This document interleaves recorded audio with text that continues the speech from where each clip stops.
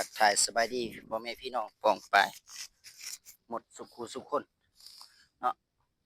เลิกงามยามดีหอดยามแรงคนเข้ามากองเข้าเนาะยามมื้อแรงโอ้ผมมีหยังหลายพ่อแม่พี่น้องเอ้ยอ่ะชีวิตชาวไร่ชาวนาคนบ้านนอกพอกนานี่หาเช้ากินค่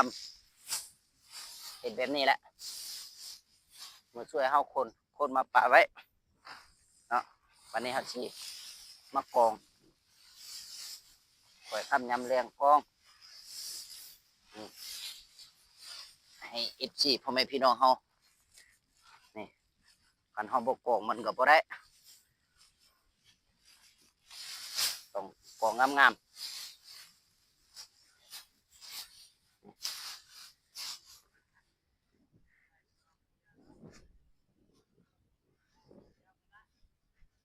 เอาคดมื้อนี้แหละบ่ได้เกี่ยวข้าวได้มื้อนี้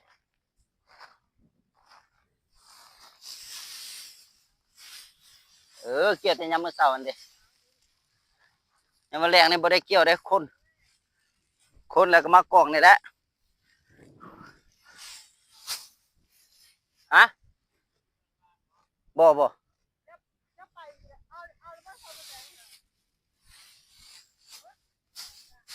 ตากให้ลูกเบิ่งงาน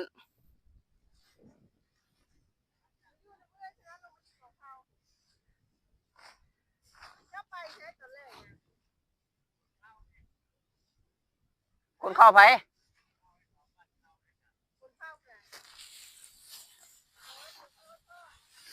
เออ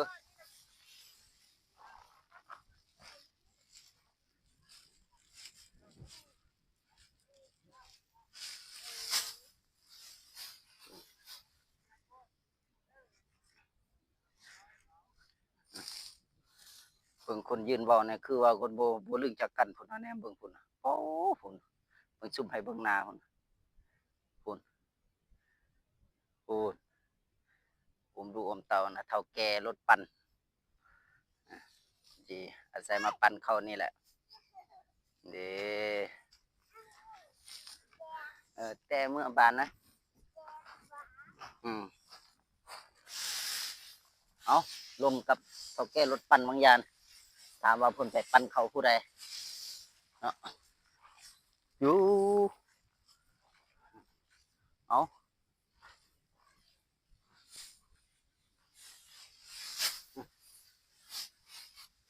เอาก็สิมากองแบบนี้แหละพ่อแม่พี่น้องเอ้ยชีวิตสาวให้สาวนาอืมกองจังซี่แหละ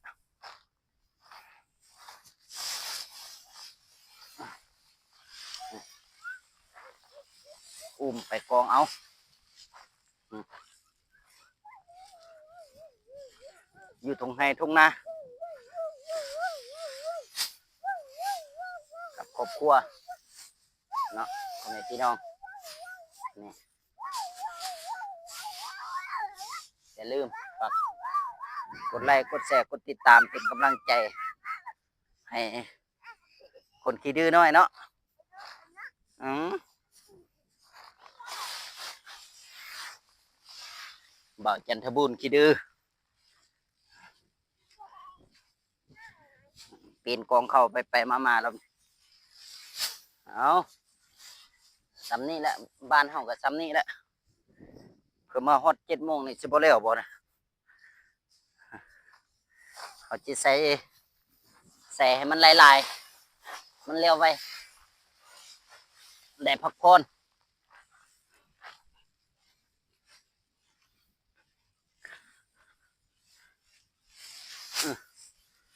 คุบแบบนี้แหละ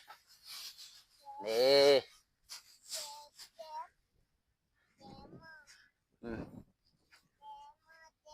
เลยฮะ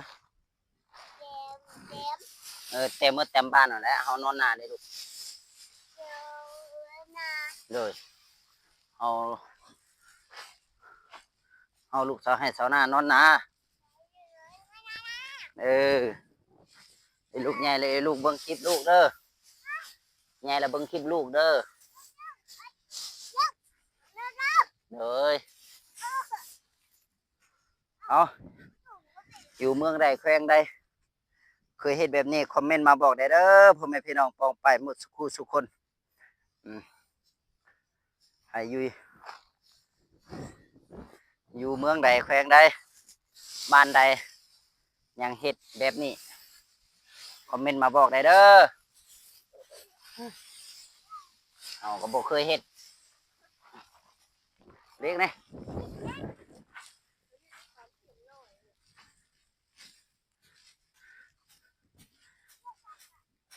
เราเอาออกเรื่อยๆเนาะมาแล้วของเจ้าแล้ว ใส่รถเอาตัวนี้คือบ่ใส่ทั้งกล่องก่อนตา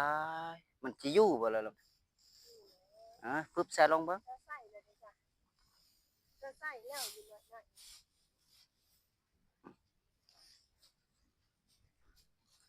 เอาไปจะกล่องทันญาติเวลาสวกดีส่วงเกี่ยวข้าวเกี่ยวน้ำยังมีดินฟ้าอากาศบ่สะดวกบ่อำนวยความสะดวกให้เมื่อวานในฝนก็ตกมื้อนี้เฮาก็เลยคนเข้าเฮานะ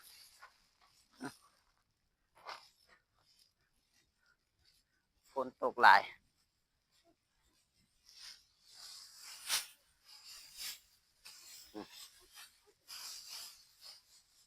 เราก็จะมากองไว้จังซี่เอาเบิ่งว่าตอนมันแล้วมันจะเป็นแบบใดฮะว่ามันสิสูงส่ำใดฝากกดไลค์กดแชร์กดติดตามเป็นกำลังใจได้เด้อพ่อแม่พี่น้องเอาบ๊ายบาย